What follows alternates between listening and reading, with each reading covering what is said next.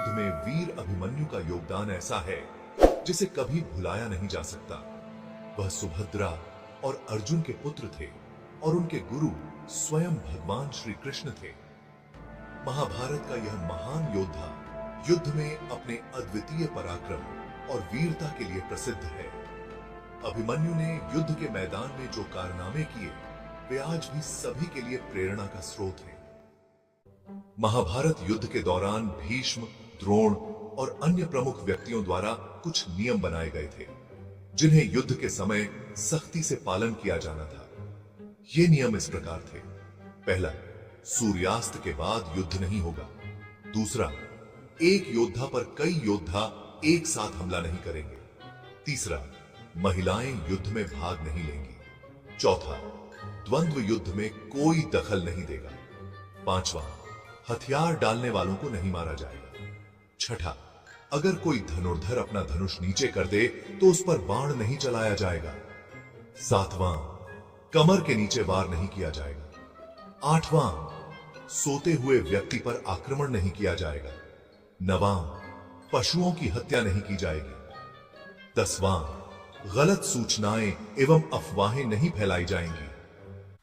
लेकिन महाभारत के युद्ध में कुछ ऐसे क्षण भी आए जब इन नियमों का उल्लंघन किया गया। ऐसे ही एक क्षण में जब अर्जुन रणभूमि से दूर थे, दुर्योधन ने गुरु द्रोणाचार्य के साथ मिलकर चक्रव्यूह की रचना की। दुर्योधन की योजना थी कि वह पांडवों की सेना को नष्ट कर युधिष्ठिर को बंदी बना ले और युद्ध को समाप्त कर दे। पांडवों की सेना इस चक्रव्यूह में फंसने लगी और युधिष्ठिर ने सेनापति धृष्टद्युम्न से इसे रोकने के लिए कहा। धृष्टद्युम्न ने जवाब दिया, यह चक्रव्यूह है, इसमें प्रवेश करना केवल अर्जुन को आता है और वे इस समय रणभूमि से दूर हैं। तभी अभिमन्यु ने आगे आकर कहा, मामाश्री, मुझे चक्रव्यूह में प्रवेश करना आता है, लेकिन मैं बाहर निकलने का मार्ग नहीं जानता। धृष्टद्युम्न ने उत्तर दिया, पुत्र, तुम चक्रव्यूह में प्रवेश करो, हम तुम्हारे पीछे पीछे घुसेंगे और तुम्हारा साथ देंगे। अभिमन्यु अपनी मां के गर्भ में ही चक्रव्यूह में प्रवेश करना तो सीख गए, लेकिन जब चक्रव्यूह से निकलने का रास्ता अर्जुन बता रहे थे, उस समय सुभद्रा को नींद आ गई। इससे अभिमन्यु चक्रव्यूह से निकलना नहीं सीख पाया। अभिमन्यु केवल 16 वर्ष का था। उसकी युद्ध कला अद्वितीय थी क्योंकि उसके गुरु स्वयं भगवान श्री कृष्ण थे। उसकी वीरता पर किसी को संदेह नहीं था। अभिमन्यु ने चक्रव्यूह में प्रवेश किया और उसके पीछे धृष्टद्युम्न और अन्य पांडवों ने भी प्रयास किया, लेकिन तभी जयद्रथ प्रकट हुआ और उसने अकेले ही धृष्टद्युम्न और बाकी पांडवों को चक्रव्यूह में प्रवेश करने से रोक दिया। इस प्रकार अभिमन्यु अकेले चक्रव्यूह में फंस गए।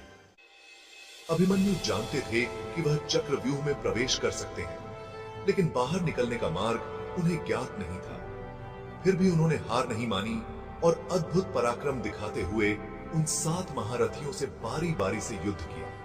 अंततः जब उन 7 महारथियों को समझ आ गया कि अकेले अभिमन्यु से कोई नहीं जीत सकता, तो उन्होंने युद्ध के नियमों का उल्लंघन करते हुए अभिमन्यु पर मिलकर हमला किया और उनकी निर्मम हत्या कर दी। इस प्रकार सुभद्रा के पुत्र अभिमन्यु वीर गति को प्राप्त हुए। उनके इस बलिदान से हमें यह सीख मिलती है कि धर्म और निष्ठा के लिए हमेशा तैयार रहना चाहिए, चाहे परिणाम कुछ भी हो। तो दोस्तों, क्या अभिमन्यु को युद्ध के नियमों का पालन करते हुए मारा जा सकता था? और क्या श्री कृष्ण उन्हें बचा सकते थे? अपनी राय हमें कमेंट बॉक्स में जरूर दें। ऐसी और कहानियों के लिए हमारे चैनल को सब्सक्राइब करें। धन्यवाद।